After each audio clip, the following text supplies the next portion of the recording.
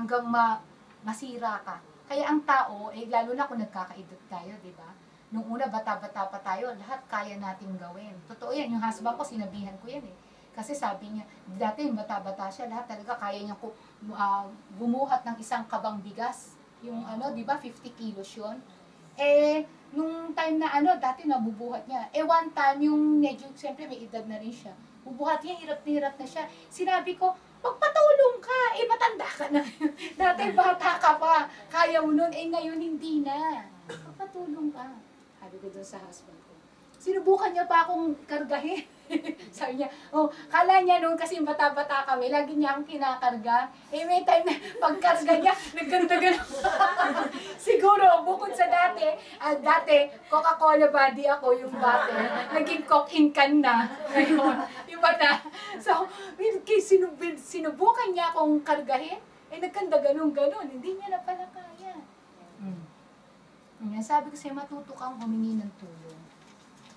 Kasi ibig sabihin niya, yung ang independence kasi, yung parang independent ka mula sa iba, parang hindi mo kailangan ng iba, hindi design ng Lord yan.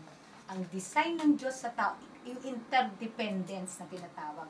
Ibig sabihin, ako pwede kitang tulungan, ikaw pwede mo akong tulungan. Kasi meron akong kahinaan na kalakasan mo. At yung kalakasan ko, pwedeng kahinaan mo. Magtulungan tayong dalawa.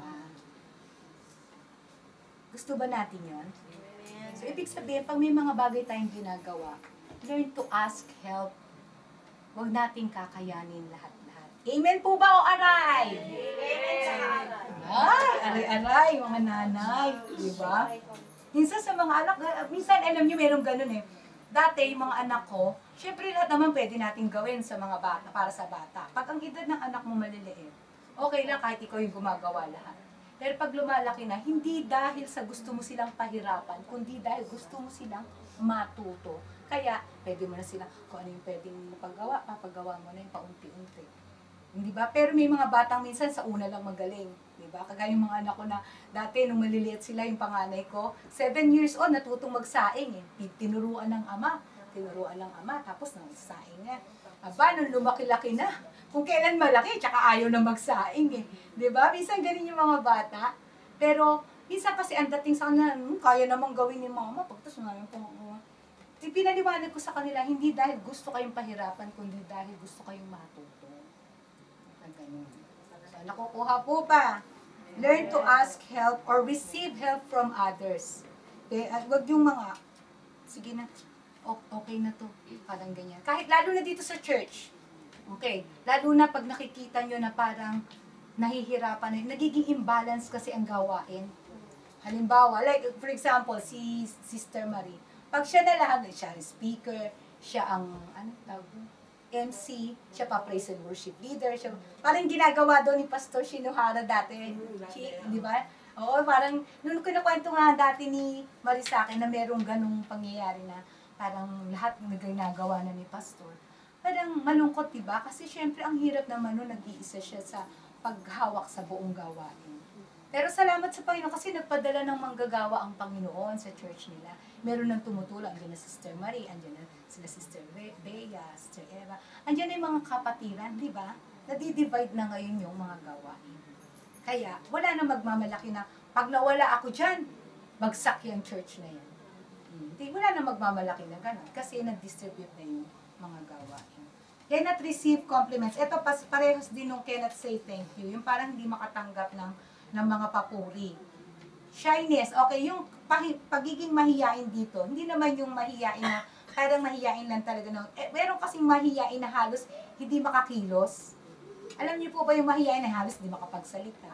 Hindi, pag nasa kalipunan, talagang halos, kailangan i-overcome yan. Kasi merong pride talaga yung tao, kaya sobrang, parang, kailangan niya i-break yun.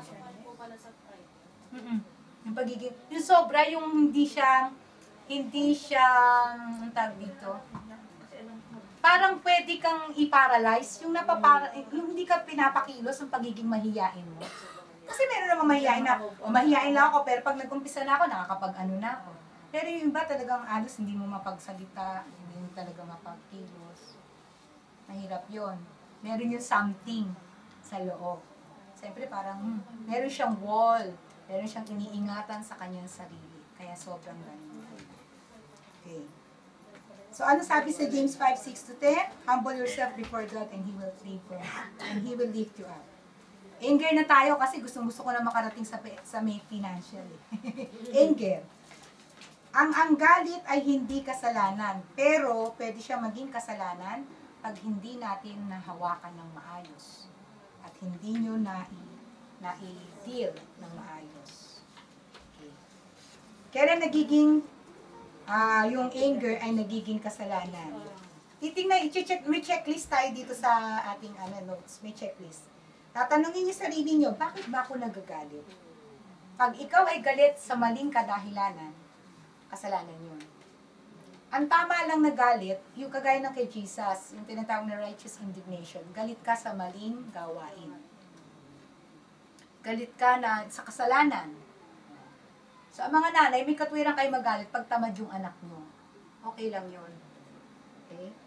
Ang mga anak na mami, katwiran din magalit pagka yung nanay ay laging nasa labas nakikipag-chismisa. Mga gano'n. May aray na rin. Nagtingin sa akin. Oo, katwiran. Lalo, napapabayaan kayo, may katwiran din man. Okay. Tapos, how? Paano ka ba magalit? Sabi sa Bible, pagka if you get angry and you give full vent, alam mo yung full vent to your anger, yung bigay todo, tapos dumadating sa time na pag yung isang tao daw ay galit na binigyan niya ng todo-todong galit, yung galit niya, in-express niya maigi, you're acting like a beast. Yung may sorry, hindi ko na ibigay mga mismong nasa Proverbs, ay para ka rin nakakapagsalita ka ng hindi dapat, kumikilos ka ng hindi dapat, nakakapanakit ka ng hindi dapat. You're acting like a beast pag galit ang isang tao. Pag binigay mo ng todo-todo. So pag nagagalit ka, pwede ka namang nakakaramdam ka ng Lord, tulungan mo, kontrolin mo yung galit. Pag hindi, wala akong pakialam. Kahit kung sino pa man, kung sino kaharap ko. Basta sasabihin ko kung anong gusto ko. Sa una pwede yon kasi personalidad mo yun eh. Sa una, kung Kristiyano ka, mag-iisip ka na lang 2 beses, mag-aano ka na, ay Christian na ako. Kahit dati ganito ang ugali ko, teka muna, Kristiyano na ako ngayon. Okay. Pwede naman ako magalit. Kaya na, pag nagalit ako ngayon, paano ko ibibigay yung galit ko? Anong klase? Bawal ba sumigaw ang nanay? Pwede. Si Jesus nga sumigaw eh. Pero yung sigaw na halos parang maririnig ng buong kapitbahay, buong komunidad, medyo hindi naman siguro ganun yung kailangan. Yung kaya lang marinig ng anak, pwede na yun. Okay? Huwag hysterical. How long? Gaano katagal ang iyong galit? Prolonged anger, sabi dun, itong nagiging sin, pag mahaba na yung galit, matagal na. Ang sabi sa Bible, be ye angry but sin not. Pwede kang magalit, huwag kang magkasala. Sa paano daw paraan? Yung anger mo, huwag mong hayaang lubugan ng araw. Aba, ibig sabihin, within 1 day lang, isettle mo na. Ngayon, ganito. Minsan sabihin natin, paano yun? Makikipag-ano ba ako sa tao or ano bang gagawin ko? Halimbawa, galit ka. Pagka maayos ang handle mo sa galit, natututunan mo na pag galit ka sa isang tao, hindi ka magagalit sa lahat. Di ba merong tendency na dati, pag ugali mo na pag galit ka, lahat kagalit mo.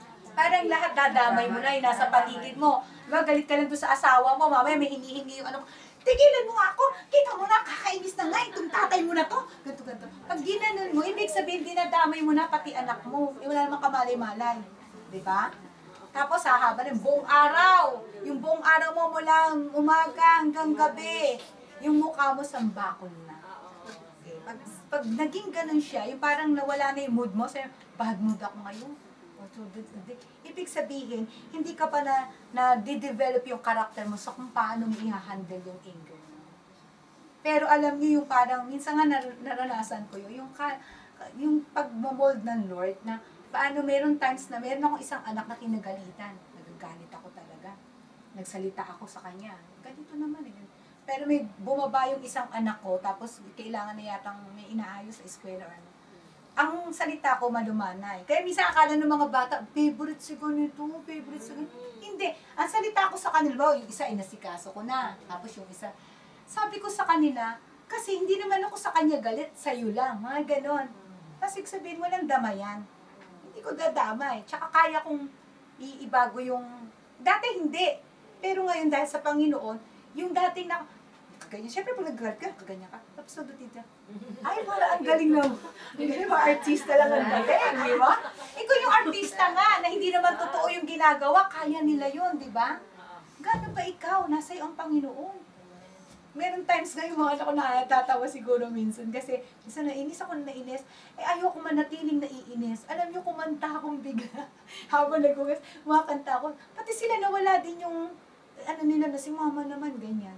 Kasi naramdaman nila, nagbago na yung flow ng ano. Pag nasanay kayo ng gano'n, naging lifestyle niyo yun, yung galit nyo, hindi na kayo magiging magagaliting tao. Ibig sabihin na develop na sa inyo kung ano yung karakter ni Jesus. Amen po ba? O aray? Yung hurt. Minsan naman, tayo yung nasasaktan, hindi naman tayo yung nakakasakit. Minsan tayo yung, may ginawang laban sa atin. Yung masaktan ka, hindi kasalanan. May ginawang hindi maganda, nasaktan ka, hindi kasalanan. Pero pag yung sakit mo, na hurt turned into bitterness, yung sakit na naging pait or sama ng loob, nagiging kasalanan niya. Paano mo gagamutin ngayon yun? Kasi ba, nasaktan ka. Hindi sinasadya o sinasadya. Ayaw mo naman maging bitterness o yung sama ng loob. Right away, kahit hindi pa humihingi ng tawad yung tao, ang tawag dito, unilateral forgiveness. Ibig sabihin, hindi pa humihingi ng tawad, pinatatawad mo na. Nire-release mo na. Not necessary, kakausapin mo yung tao, I forgive you. Minsan, hindi mo kailangan gawin yun. Sa sarili mo lang, habang nasa sarili mo, nananalain ka sa Panginoon. Lord, I choose to release forgiveness. Gusto ko po, ipinipili ko na ako ay magpapatawad sa kapatiran na yun. Sa kahit ginawa niya to sa akin, pinapatawad ko po siya. Humihingi din po ako ng tawad sa iyo. Sabihin, ikaw mismo, wala pang nagsusorry, hindi pa sila nagsusorry, okay na. Kasi para ayaw mo na lalalim, ayaw mo na sasamain loob mo, papait yung loob mo. Pag pinatagal mo kasi, magiging bitterness na siya. Mahihirapan ka nang magpatawad. Nakukuha po ba? So, ang tawag po doon, unilateral forgiveness. Hindi mo kailangang hintayin na mag-sorry yung tao. Pwede ka nang mag-release ng importante ito, kaya gusto ko itong matutunan natin. Unilateral forgiveness. Ibig sabihin, one-sided lang to. Ikaw lang ang nagpo-forgive pa sa time na yon, okay lang. Kasi kailangan yung gumaling. Para gumaling agad yung sugat. Yung sugat na nararamdaman mo, yung sasaktan ka. Okay, punta tayo ngayon sa financial. Ay, financial na nga ba? Masa na yun? Finances. Ito. Ito pinaka-importante nating dapat maunawaan sa buhay. Especially, you're living in a country na medyo ang espiritu dito sa country to, Japan, is the spirit na nakakubkob, spirit of materialism. Napupunan nyo o alam nyo, nararamdaman nyo, di ba? So, dahil dito kayo nakatira, kailangan alam nyo kung paano makipagbaka, makipag-war sa mga ganitong klaseng espiritu. Pero hindi kayo pwedeng makipaglaban sa espiritong to pag ikaw mismo hindi mo alam kung paano i-handle yung finances mo. Diba? How you handle your finances or your money reveals your priorities and values in life. Ibig sabihin, kung paano ka humawak ng pera, yung in and out mo, binubuko nun kung anong meron ka sa puso mo, kung anong inuuna mo. Priority, ano bang inuuna mo? Value, ano ba pinahahalagahan mo sa buhay? Ibubuko nun. Kaya nga nun, doon sa church, tinanong ko, pag may hawak kang pera, anong unang naiisip mo? Kay sweldo yan, kay blessing yan, kay biglaang pera, o anong unang pumapasok sa isip mo? Ibigyan ko kayo ng konting tip. Nabigay ko to nung Sunday. Christian budgeting tawag dito. Eto medyo ko to sarili kong budgeting sa bahay namin. Pero bibigay ko rin sa inyo as a tip para may idea tayo. Pag hawak mo yung pera mo, sweldo, ano pa man na, yung parang panggastos mo gagamitin mo. una mong isipin yung obligasyon. Wag mo na yung mga needs, mga wants. Wag mo na yun. Obligasyon muna. So, obligasyon, kasama dito ang tithes and offering. Bakit? Kasi pwedeng sabihin ng iba, minsan na nangyayari, pag may hawak kang pera, yung tithes and offering, nasa huli. Yung ubus na yung pera mo, bago mo maiisip, ay, may Sunday pala bukas, mag-offering pala ako, magta-tithes pala ako. Tapos, kung ano yung pinaka-least yung nabibigay natin. Sabi sa Bible, dapat unahin ng Panginoon. Alam niyo po ba kung bakit una yung tithes and offering sa budgeting na dapat may nihihiwalay na natin kung ano man yung para sa Panginoon? Kasi pag ginawa mo ito, ibig sabihin, kinikilala mo na ang Diyos ang source mo ng lahat ng iyong pagpapala at ng iyong kinikita. Siya ang pinanggagalingan. Pag-acknowledge yun. Hindi yan yung parang gusto mo lang pakita na, ako, giver ako. Hindi ganun. Kundi sinasabi mo, Lord, ikaw ang pinanggalingan. Hindi ako, hindi trabaho ko, hindi lakas ko, kundi ikaw. Pag nagbibigay, every time na nagbibigay ka ng tithes mo. Amen po ba doon?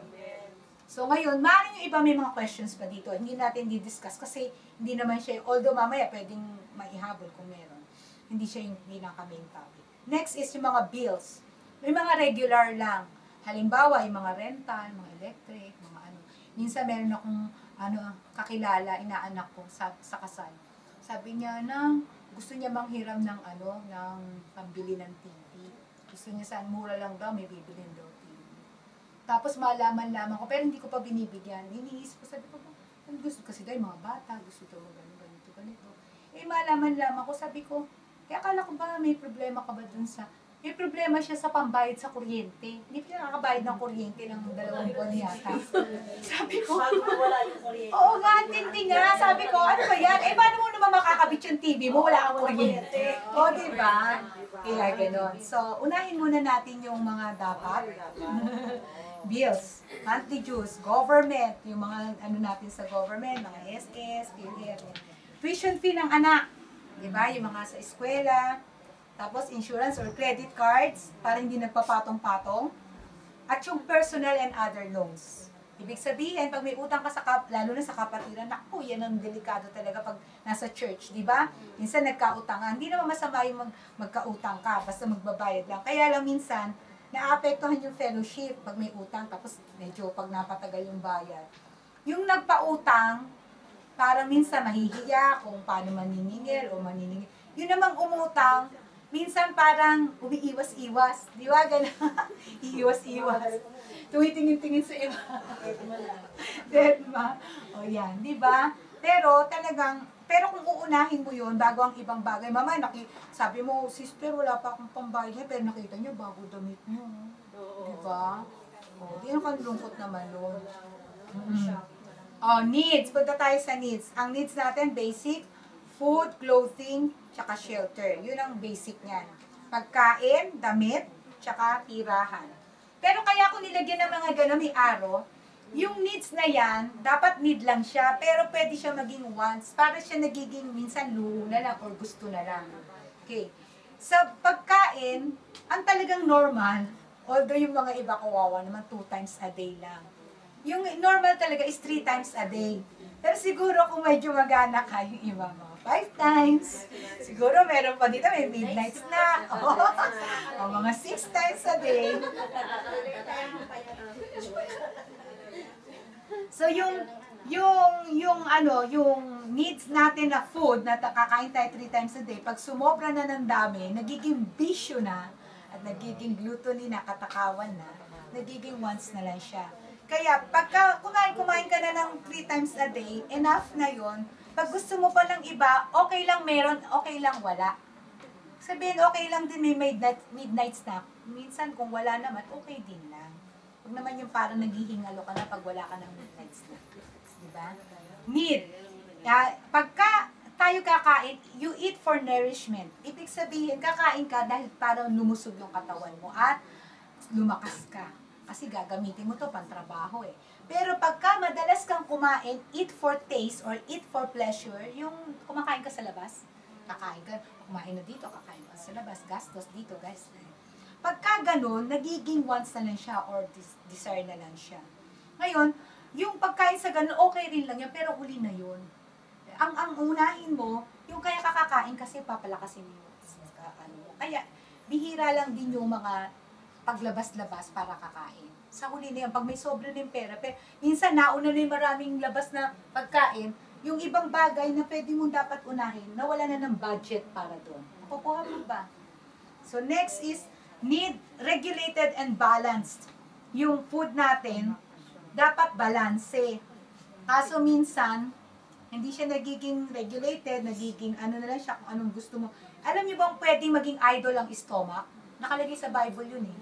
They make their stomach as their idol. Naku, pwede rin pala maging idol ang stomach. Oo, pwede siya. Ibig sabihin, ninuuna mo talaga yung, ano mo, yung pagkain. Halimbawa, pagka mga gawain sa Panginoon, daming dahilan. Pero pagka mga birthday, mga, ano tayo, outing tayo. So, inuuna natin ang ating mga stomach as an idol. Okay. Clothings, mga damit. Okay.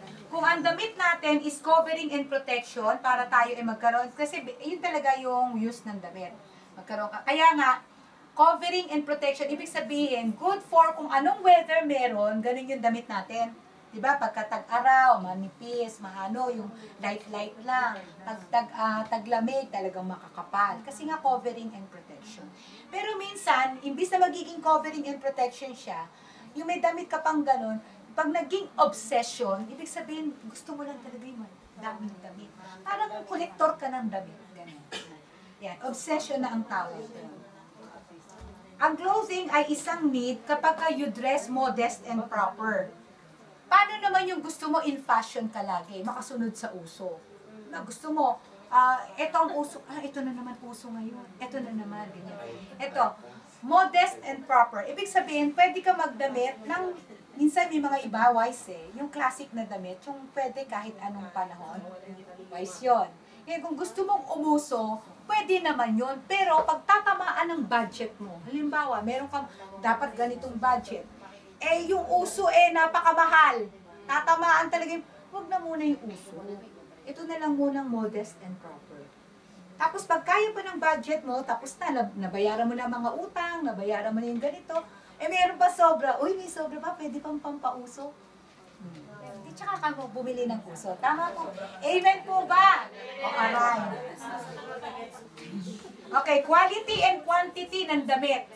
Minsan yung iba, kahit mahal, basta kailangan matibay, maayos. Okay. Yung iba naman, kahit medyo hindi masyadong matibay, maayos, basta marami. Meron ganun, di ba? So, ngayon,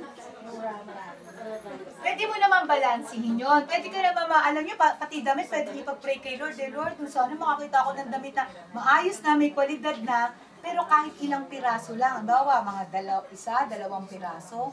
Good for itong months na to. Pero kapag ka tumodo-todo, halimbawa, dumami na talaga, halos yung iba hindi mo na maisuot. Ibig sabihin, hindi ka nagiging balanse. Nauuna mo yung ganong bagay, nagiging once na lang yung damit sa'yo. Hindi na siya need. Okay? Yung quality, yung quantity, hindi na yung sobrang mahal na nakakabili ka ng ganyang kamahal na damit, hindi ka makapagbigay ng offering sa church. Diba? Pagka nag-offering ko, questionin mo pa, Pero pag damit na todo-todong mahal, bibili ka ng gano'n. Tapos tambak-tambak. Yan. Minsan, kung nakikita mo, nagiging hindi siya balance. Shelter or house. Ang bahay ay para sa proteksyon, para sa, ito ang ating paninirahan kasama ng pamilya. Dapat lang maging presentable at komportable. Pero kailan siya nagiging wants? Kailan siya nagiging parang desire na lang, naluho na lang? Kapag ka ang bahay ay hindi na place lang ng para may pamilya, may protection, kundi nagiging place ng yung pinapagmalaki mo na, ito yung bahay ko, ganito yung mga gamit ko. Ito. Nakita niyo po yung sa TV minsan, sila Mel Chanco, yung sa 7 Yung mga powerhouse na tinatawag, diba? Ang titindi ng mga klase ng bahay. Milyon, isang gamit lang, 100,000. Tuwan-tuwa naman yung mga nagkukwento. Kasi ganito, doon ko pa yung binili sa Yung mga ganong klase, hindi na siya nagiging need yung house, kundi wants na lang. Nagiging luho na lang siya. So, medyo ingat-ingat lang tayo doon sa ganong klase. Ngayon, pagkatapos nating matapos yung mga obligasyon, hawak mo yung pera. Okay, bayad na ba lahat ang mga bayaring obligasyon, utang, mga dapat unahin, tithes, offering, tapos na. Ngayon, yung mga tungkol sa, natin, pagkain, tsaka yung pananamit, tsaka yung sa bahay, tapos na, okay na. Tsaka tayo pumunta sa wants, yung gusto natin, desires. Pero bago ka pumunta sa wants, anong gusto mong bilihin? Halimbawa, natapos ng ibang bayarin, di ba? May gusto kang bilihin. Ang tanong, Psalm 37:4 says, "Delight in the Lord, and He shall give you the desires of your heart." Bago ka pumunta sa yung mga gustong bibilihin, meditate mo muna itong Psalm 37. Actually, the whole chapter ng 37. Makikita mo dun sa na chapter na yan, ang maraming katotohanan tungkol sa sa pera, paghahawak o pagkakaroon ng desire na magkaroon ng ibang bagay, mga bagay na gusto mong mabili, bagay na gusto mong magkaroon. Doon mo mababalanse yung sarili mo. Kasi may mga bagay pala na gusto mo pero hindi naman gusto ng Panginoon para sa'yo. But if you delight in the Lord, pag inuna mo si Lord, malalaman mo talaga kung ano yung pwede niyang ibigay sa'yo ng maayos na according to His will, according to, bawa, meron tayong gusto ko magka-kotse. May kotse ka, pero gusto ko magka-kotse na, hindi ba yung iba nagbibilang ng kotse? Ganun. Oo, may koleksyon. Hindi naman masama minsan yung ganun, lalo na kung gagamitin sa ibang mga, yung iba kasi, meron ginagamit sa ministry. Di ba? Halimbawa, ang kotse niya ay maliit, pang pamilya lang. Yung mga maliliit na yung parang Volkswagen lang.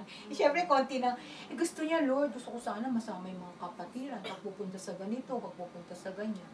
Di ba, hindi naman masamang yun, desire? Maaring si Lord talaga yung nagbigay ng desire sa'yo dahil gusto niya magamit mo sa ministry. And in time, ibibigay ng Lord sa'yo yan. Pero kung ang purpose mo naman sa ganun, gusto ko magkaroon ng van, yung malaki, kasi para makita nila talagang kaya ko. Siyempre, hindi ibibigay ng Lord sa'yo yan dahil magpapanggalingan ng iyong kataasan ng Lord. Kaya, balabalansi lang, pagdating sa wants, hihingi mo muna sa Lord kung ano yung kalooban niya. Ibig sabihin na nagdi-delight sa Lord, magpakasaya ka muna kay Lord, unahin mo muna si Lord. Yung mag-isip ka, bago yung mga wants, yung mga gusto mong bibilihin. Minsan nga ganito, di ba pag may sale, ayun na, sale. O recycle. Ayan. Di ba? Recycle at saka sale. Bumibili tayo minsan ng hindi naman natin kailangan pa. Di ba minsan, bawa sale, naku, sayang mura to O di, kahit hindi mo pa kailangan, bibilin mo kasi nga. Tapos may malulungkot ka kasi hindi mo naman nagamit. Di ba? Pero maganda rin yung minsan na nabili mo, pagkatapos in time, nagamit mo rin. Maganda ulit. Di maganda pag tumiling ka ng gano'n. Oo. So, ibig sabihin, pagdating sa mga gano'n, ingat-ingat lang.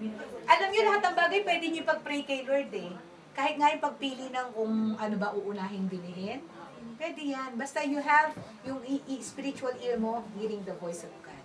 Okay. Tingnan niyo po yung drawing. You are blessed to be channel of God's blessings. Actually, imbudo to mali lang drawing ko Hindi mukhang imbudo. Imbudo po ba to? Oo, mukhang hindi imbudo. Parang hindi imbudo. Imbudo siya, tapos may bote. Di ba pagka nagdasalin ka ng suka, yung mga suka, mantika, dapat mali nga yung drawing ko. Dapat medyo pa gano'n ng konti. Ayan. So, di ba, pagka nagsasalin ka, di ba malaking bunga nga ng imbudo? Yung dito, tapos papaliit. Tapos may boteng sasalo. Ngayon, itong sinasabi, pag blessed ka, pag you are blessed, no? Nagpa-prosper ka, materially, financially. Ito yung bunganga na malaki, na blessed ka ni Lord. Okay, pag blessed kang ganyan, pwede ka maging channel of blessing ng Panginoon. You're blessed to be a channel of blessing. Magiging daluyan ka ng pagpapala ni Lord. Kailangan parang imbudo ka, na ibig sabihin, eto malaki, ano yung pagpapala. Pero dapat regulated. Alam niyo, kaya ganun siya, di ba binito? Para sumalo dun sa bote. Regulated naman ang mga expenses mo. Hindi ko mo pinagpapala ka todo-todo ganyan naman. Yung parang, ganyan-ganyan na. Yung, lalo na kung giver ka, kaya maya, ikaw yung nawalan. dapat regulated siya. Ibig sabihin, kontrolado rin. Tapos alam mo kung sino yung sasaluhan mo. Yung bibigyan mo. Ngayon, tungkol naman dun sa mga gustong ma-bless, dapat nasa tamang posisyon ka. Kung ikaw naman yung battle, ikaw naman yung magre-receive ng blessing. Pag hindi ka tumama dun sa pinaggaganunan, hindi ka mabe-bless, hindi ka, sablay. Andito yung blessing, nandito ka. So, dapat itatama mo yung sarili mo. Para ding mga anak ng Diyos na gustong ma-bless ng Panginoon, kung hindi maayos ang paghahawak mo sa buhay, sa pananalapi, sa mga priorities mo, paano ka i-bless na Lord? Hindi ka umaayon sa kalooban ng Panginoon sa kanyang salita. Ito yung blessing ng Lord, hindi tumatama.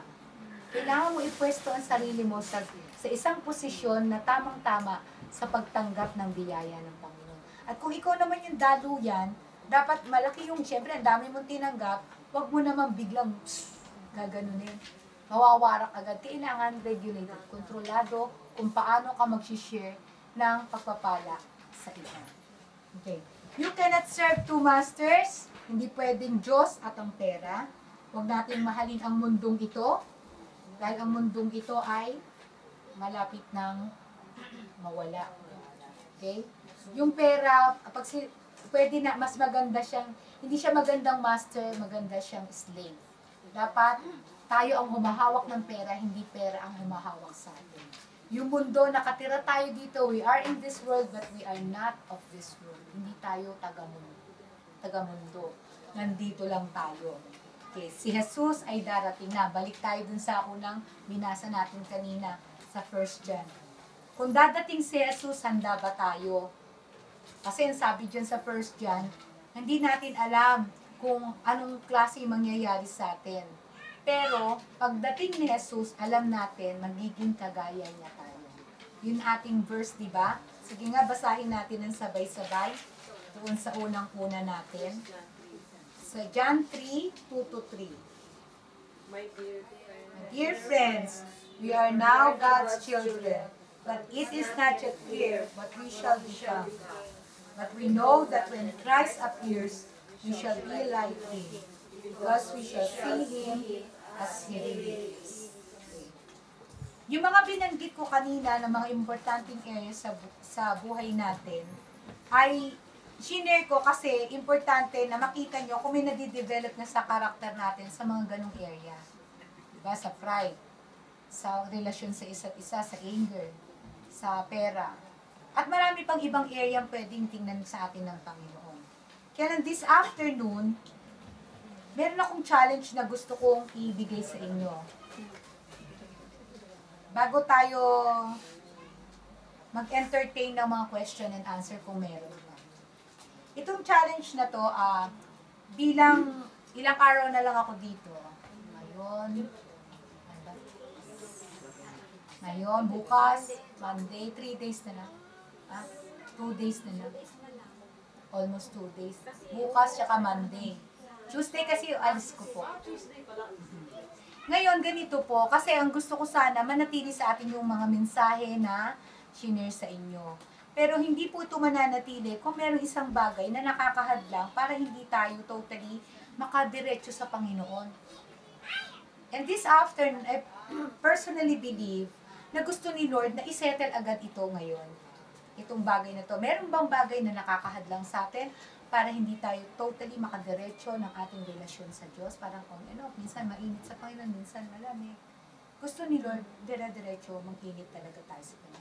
Hindi ako ang gagawa nun, kundi ang Lord, pero kayo mismo ang magdidesisyon para gawin ng Diyos yan sa buhay natin. So, ito po yung challenge natin. Bibigyan ko kayo ng assignment. Actually, hindi ko alam kung hanggang kailan yung magagawa tong assignment na to. Pwedeng, ngayon pa lang sa araw na to, bukas hanggang sa mga sumusunod na araw, pwede nyo itong gawin. It's just between you and the Lord. Pero pwede kong makita, ma-witness, pwede kong makita sa gagawin nyo, yung decision nyo. Okay. Merong 3 bagay. Pwede nyong isulat kung hindi nyo masyadong matatandaan, pwede rin namang hindi, take it by heart. Okay. Tatanungin nyo sa Lord kung gusto nyo i-practice yung hearing ear nyo sa Panginoon na you listen to the voice of God. Tatanungin nyo kay Lord, Lord, ano po yung bagay na alam ko na naghihinder, yung naghahadlang sa akin, parang hindi ako makadiretso sa iyo. Bagay muna, hindi tao. Kasi pag tao, tas give up mo, baka may kunin ni Lord. Wag yun. Di ba? O, di ba? Kaya, bagay lang, bagay. Bagay lang muna. Okay, example. TV. Sobra kang panoorin ng TV na halos kinakain ng oras mo ng TV, na hindi ka na makapagbasa ng Word of God, hindi ka lumalago sa Lord, sobrang TV. Hindi ko naman sinasabing warakin mo yung TV mo. Hindi ganon. Kasi baka mamaya mawar. Iisip ka ngayon ng way na kung paano mo ipapakita sa Lord na gini-give up mo yung total na pagpapanood mo ng TV. Pero, kailangan maging tangible siya. Ibig sabihin, meron ka isang bagay na i-give up.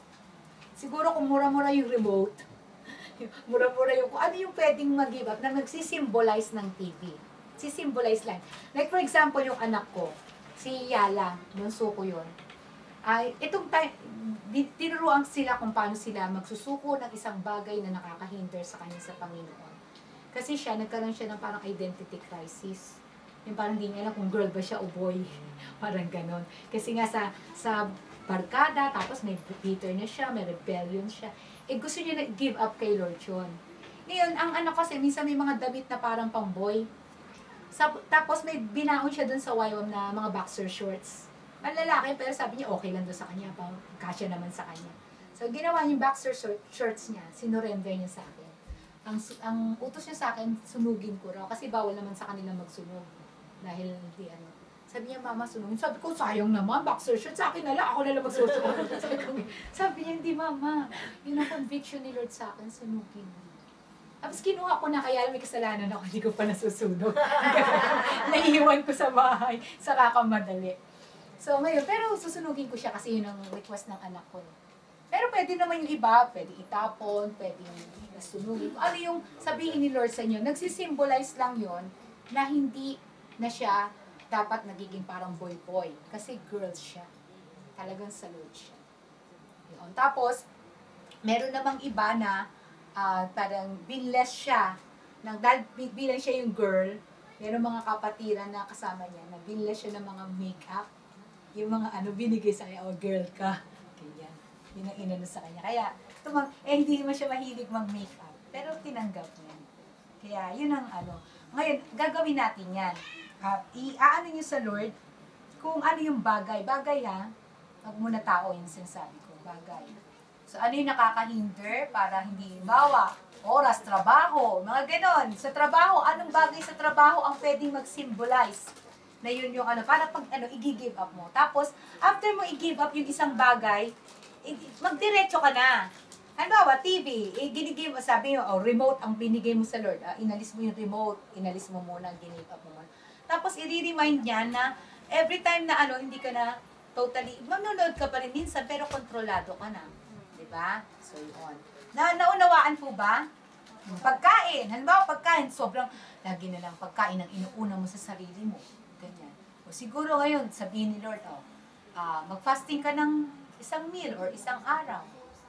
Ganun. Itong pagkain na favorite mo, na tinabi mo muna, mamaya mo kakainin. Hindi ko kakainin muna ngayon kasi sabi ni Sister Aleli, i-give up. Gustong favorite mo yun, binili mo pa naman din. I-give up mo ngayon yun. So, bibigay mo sa iba. Hindi ikaw ang kakain, bigay mo sa iba. Dahil pinag-give up sa'yo. Tatanungin niyo si Lord hindi ako magdidikta kasi kayo yung nakakaalam yan. Number 2, 3 yan. Bagay na pinapag-give up ni Lord. Number 2, kung meron kang tao na medyo mabigat ang iyong kalooban, o kaya medyo nakakaaway mo, nakakasamaan mo ng loob, sa kahit kahit sa pamilya, sa eskwela, kung nag-aaral, sa trabaho, yan o kaya sa church. Sino yung nabibigatan ng kalooban mo, mabigat, hindi ka ka-close, or parang hindi naman kayo galit, pwedeng gano'n, hindi naman kayo galit, mabigat lang loob mo.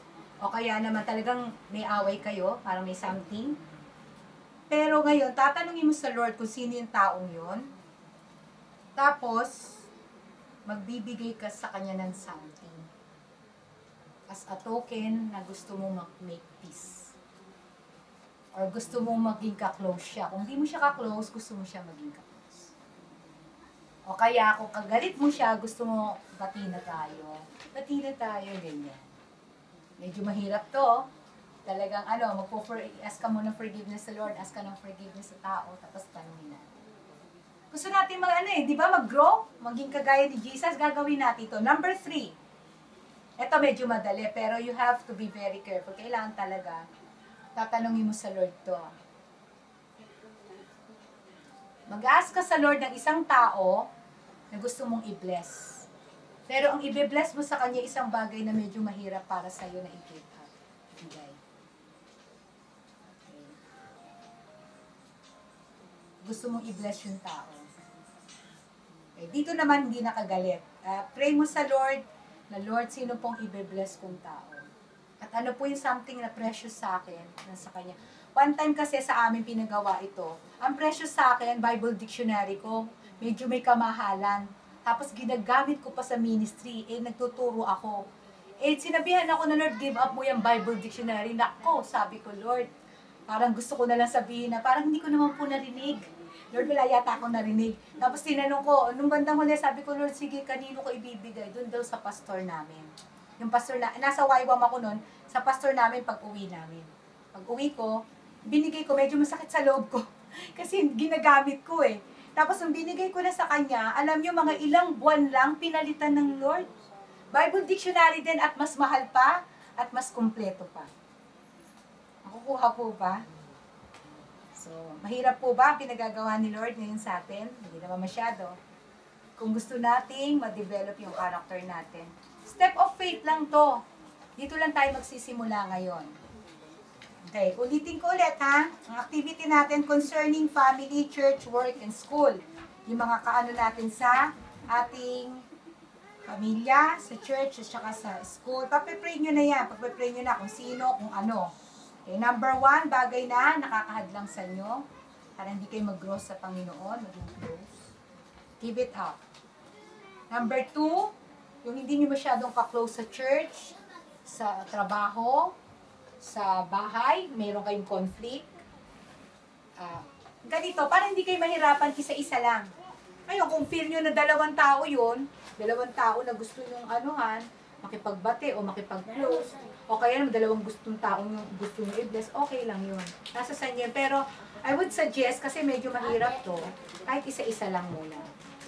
And number 3, gusto nyo i-bless na tao, na sinasabi ng Lord sa inyo, tapos ibigay nyo yung kung ano yung bagay na medyo mahirap sa inyong ipagkaloob.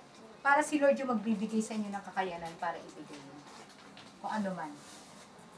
Nakuha po ba? Alam nyo kung bakit natin ginagawa itong ganito? Kasi yung pag give up mo isang bagay, parang sinasabi mo, Lord, I trust you. Ikaw ang uunahin ko. Kumbaga, humingi ka ng guidance sa Lord. Sinabi niya. Tapos give up mo. Ibig sabihin, pinagtitiwala ko to sa iyo, Panginoon. Unang act of faith ng pagsuko. Sinusuko mo. Sinusuko mo yung bagay na maghihinder sa'yo. Sinusuko mo yung hindi mo magandang handama dun sa mga kapatiran o conflict mo. Tapos sinusuko mo rin yung bagay na precious sa'yo para i-bless sa ibang tao. May question? Assignment po yan. Kailan yun gagawin? Mamayang gabi, bukas ng umaga, bukas ng tanghali, hanggang Monday, kahit anong araw.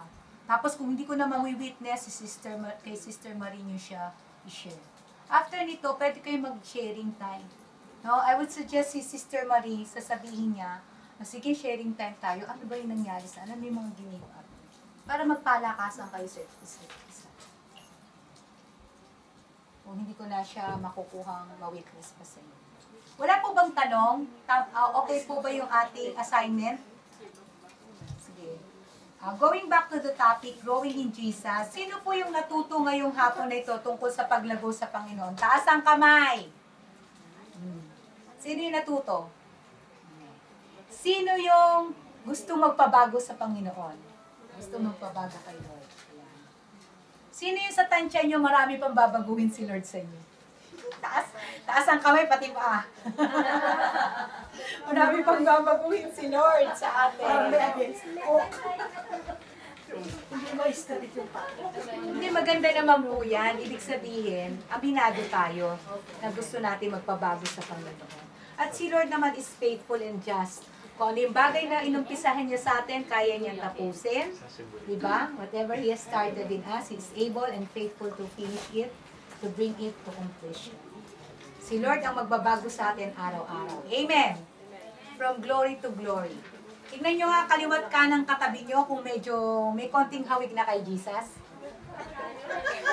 May konting hawig ba? Kahit hindi masyadong kamukha, basta konting hawig lang. May bigoti na raw. May bigoti na. Ngayon, ito naman pong ginawa natin na to. Itong ginawa natin to, ito naman ang assignment ko ngayon. Ang gagawin ko dito, ay, Chi, paanin mo din siya ng ganito, ha? Ito naman ang assignment ko ngayon. Ngayon, gagawin ko dito, isa-isa ko po siyang babasahin. Tapos, prayerfully, tatanong ko kay Lord kung ano yung pwede ko ibigay na message sa inyo. Personal. So, pag babalik ko to sa inyo. Na personal, na marikita nyo kung ano yung sinabi ko sa inyo. Ha? At habang sinusulatan to, kailangan titingnan ko, re-record ko yung inyong mga mukha.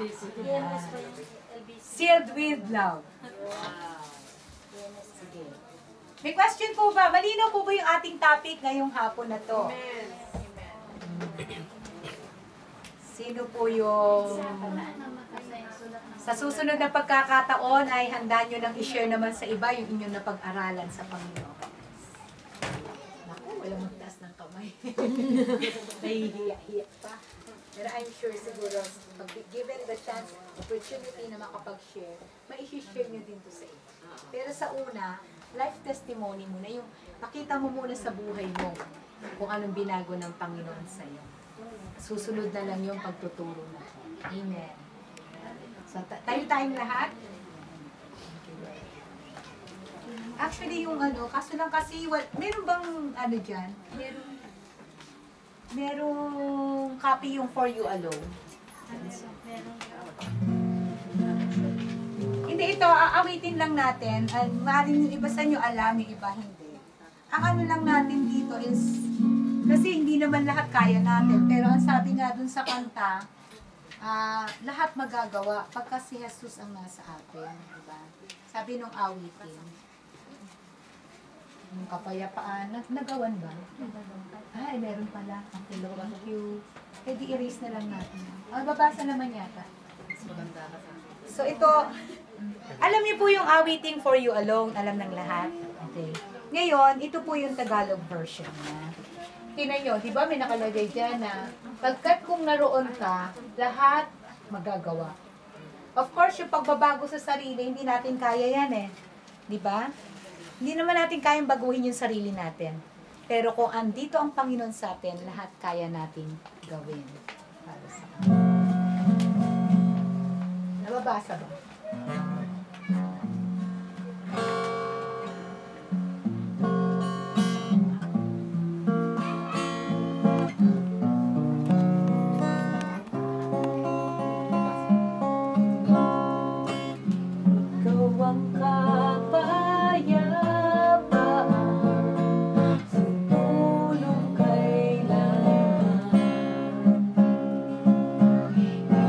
Ang pag-asang